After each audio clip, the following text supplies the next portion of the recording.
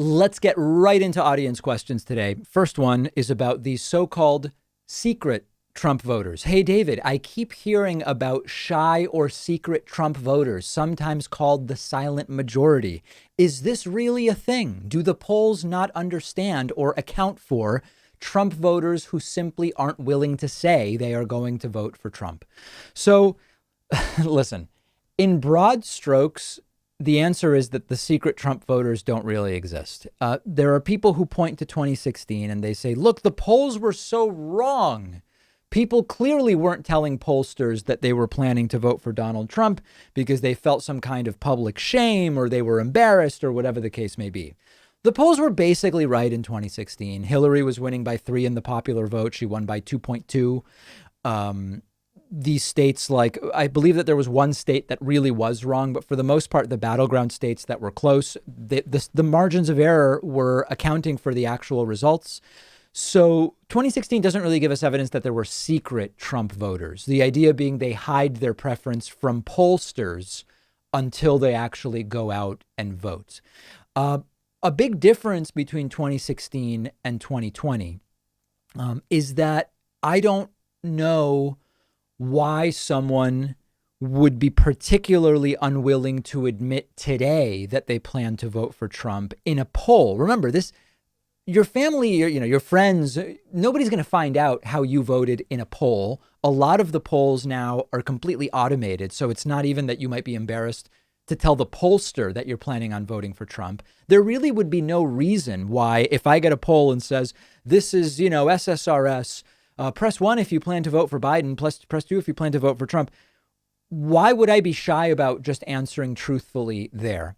The only argument that could be made would be Trumpists have coordinated to claim they are voting for Biden in order to give Biden a lead in the polls, which will motivate more Trump voters to get out and vote in November. It's a complete argument. It's a post hoc argument made to justify something we don't actually have evidence for. And it makes no sense to me whatsoever.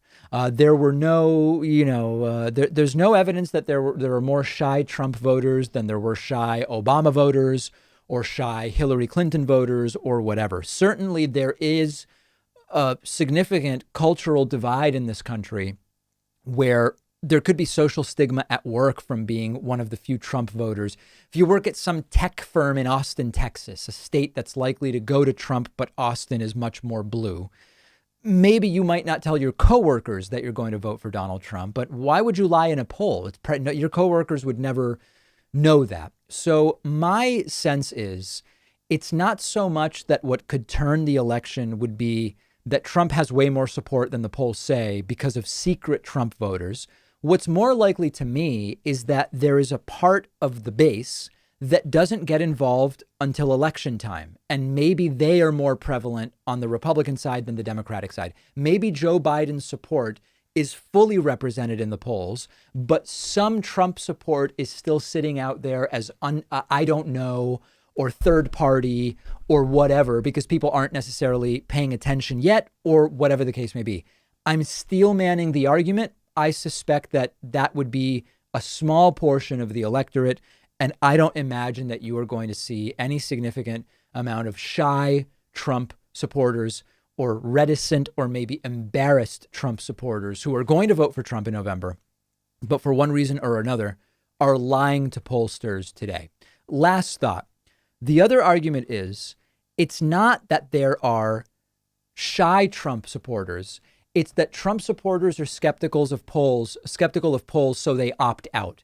Well, the polls are normalized and adjusted to make sure that the samples are representative. If you imagine that you had trouble getting Trump supporters to respond because they hate pollsters, and so you would think, oh, well, you're underrepresenting Trump supporters in the poll. No, you just adjust and normalize the sample to account for that. And pollsters have a number of different methods that are scientifically, statistically acceptable in that case. If we're wrong, then we will know very, very soon. Let me tell you real quick about one of our sponsors, Cuts Clothing. They offer super quality men's t-shirts, and they're giving you 15% off when you go to davidpakman.com/cuts. That's CUTS. Because solid color t-shirts are a really important staple in pretty much every guy's wardrobe. I think it's really important not to overlook the value of having t-shirts you love wearing. T-shirts from Cuts Clothing have been a game changer for me. And as a company, all they deal with are men's solid color t-shirts. So they actually put a ton of thought into the comfort, the style, the durability of the t-shirts they make. They fit perfectly. They're not scratchy. They don't shrink. They don't fade. They don't stretch out over time like so many other t-shirts. They're really the most comfortable t-shirts I've owned, and they look great. This right here that I'm wearing on YouTube is the split hem crew neck t-shirt. Very soft, fits me perfectly. It's the ideal length. Go take a look at what they offer, and once you have it, you are really going to see and feel the difference. Their slogan is, "It's the only shirt worth wearing." You will see why, and you'll get 15% off when you do it by going to davidpakman.com/cuts. That's davidpakman.com/CUTS.